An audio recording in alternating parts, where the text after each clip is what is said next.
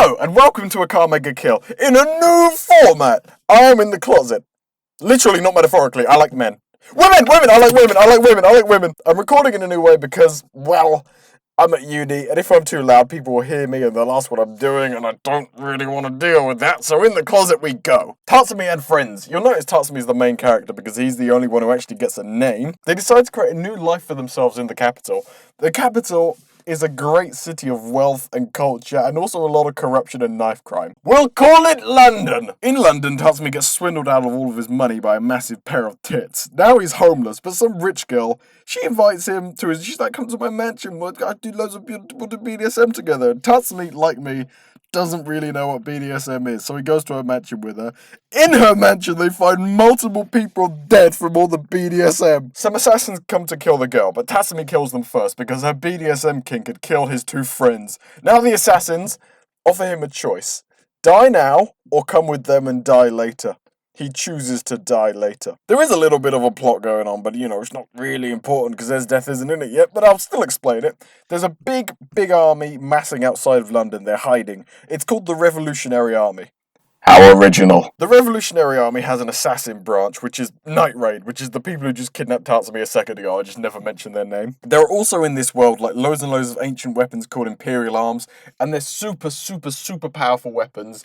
I'll point them out whenever they come up. Unless they really don't matter, then they can get fucked. There's also this really cool fight in episode 4. The villain, his dialogue is actually really nice. It's made very clear that he's nuts. But my god, Tatsumi and Akame's dialogue is so cringe. I hate them. I wanted the bad guy to win. He was so free. He just accepted who he was. Akame is so edgy that all she is just an edgy 14-year-old. And Tatsumi is the pinnacle of cringy anime main character dialogue. He's convinced that he's this big shot badass and he's losing the fight. He's getting his ass whooped and he's like, I will defeat you. I am strong. I need to get better. About time I got a hit in. I hate him! I can't remember this girl's name, but she has purple hair, and that's really all you need to know about her. Anyway, she never does any chores around the house, and Tatsumi's like, why is that? And then she starts to explain to him why she doesn't do any. And in this story, she starts to reminisce about how she got into killing. Basically, back in her hometown, somebody's ex-boyfriend attacked her friend, so purple-haired girl killed the ex-boyfriend, then killed all of his mates who came to take revenge on her. And then she says, and I quote, I'm good at this. At killing. Maybe because I'm a little crazy. Dies 2 episodes later. And I swear, don't fact check me on this, but I'm like 96% sure in the entire anime she only kills like 3 people.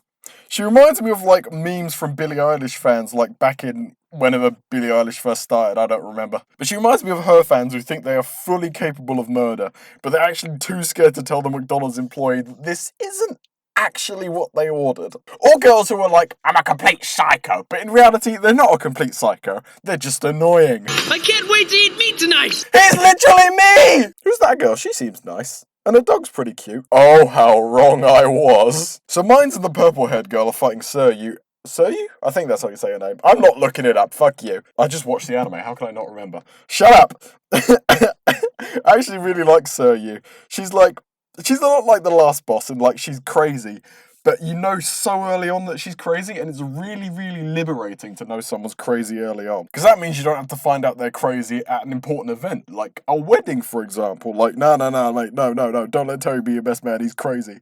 Or, don't let Terry hold your newborn baby, he's crazy. If you didn't know he was crazy, then he would probably fuck up your wedding. And newborn baby. I don't know where I was going with that. Suryu is a cyborg made of nothing but guns. The true American dream. Her dog is also mega scary when he's beefed up. But he's also really scary, to me at least, when he isn't beefed up. I am scared of dogs. Daddy, are you proud now that I took down one of the bad people? Do you see how brightly the light of justice was shining? Yup. She's crazy, alright. I'm not just gonna sit on my ass. That's enough, Tatsumi! Now pull yourself together! Finally someone puts Tatsumi in his place! Esdeath! She's finally in the plot. Now I can start taking it seriously. So I'll briefly, because I haven't mentioned all the Night Raid characters, I'll briefly, I'll mention them and explain to you what they're all about. Tatsumi, whining bitch. Akame, edgelord. Mines, that crazy girl we went to school with. The boss, I got nothing on her. I don't know, man. Leona? A furry. This bitch is a furry. Lubbock. Pervert. Purple-haired girl. Easily forgettable. And dead. Bro. Easily best boy. A virgin. Wait, that's me! Esdeath has this group of like 3 loyal minions. One I'm pretty sure is a trap. The other is definitely a furry, and the old guy has a mustache that belongs in 1916.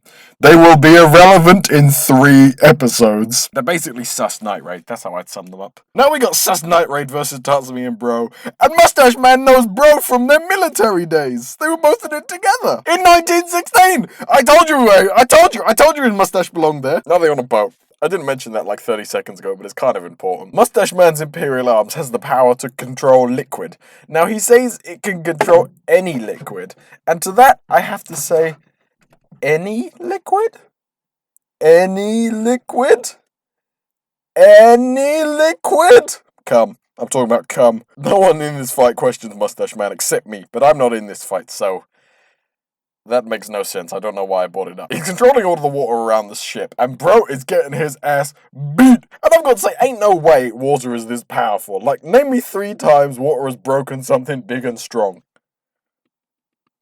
Oh. Oh, that's more than 3.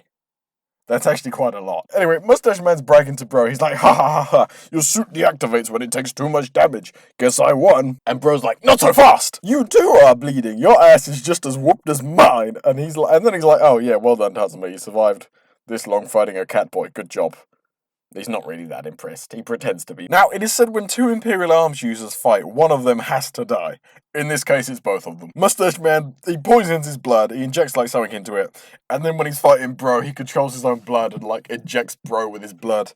Now Bro's poisoned, and they both die. It's kind of anticlimactic. This is so sad. It should have been Tatsumi, not Bro! It's not fair! Why is this flute-playing bitch not dead yet? Jesus Christ. Oh god, he's hot. Bro knows he's dying, so to save Tatsumi, he gives him one last gift. His epic Imperial Arms suit. However, there is a catch. If the suit doesn't like Tatsumi, it will kill him instantly, so we can only hope that the suit don't like him. Great, it fucking likes him. My day is ruined. Because all 3 of Esdeath's loyal minions are killed, she now needs more minions. 6 more to be precise, and they all have massive social issues, but that's fine. I'm in no position to judge. I'm kind of the same. I'm literally sat in a closet on my own on a Friday night. The most normal guy on this team is called Wave. I like him. I like all the bad guys. Maybe there's something wrong with me. But yeah, his Imperial Arms is the upgraded version of Tatsumi's Imperial Arms. Also in this new team, we have a pyromaniac, Akame's sister, who is more psychotic and more sadistic than Akame, but still somehow less edgy. Why are the villains better characters than the heroes? It's not fair. They let Soyu in, let's go! We have a Mr. Dr. Stylish, and I say Mr. because he has no doctorate. His first name is literally Doctor. And this guy, he looks like Catboy's older, less trapped-looking ass brother. And yeah, basically they all meet in this little room, and they're all sat together, and then Esdeath walks in wearing a mask, and starts attacking all of them, and they're like fighting her back, and then eventually, like, her mask gets broken, and they're all shocked that it was her. Now, all I'm saying is maybe they should get an IQ test, because ain't no way they didn't recognize her. She's wearing the exact same thing she always wears, like all anime characters from 2014, and she has that marking on her chest. Like, how did they not know it was her? Esdeath names the group the Jaegers. It means it's a hunter in German. It's not really important, I just thought I'd mention it. It's also what the giant robots in Pacific Rim are called. Tournament episode! Esdeath was basically looking for love, and she had like this big important checklist, and so like the checklist basically, you know, you need to win this tournament to even be registered. So she hosts this tournament, there's a big cash prize.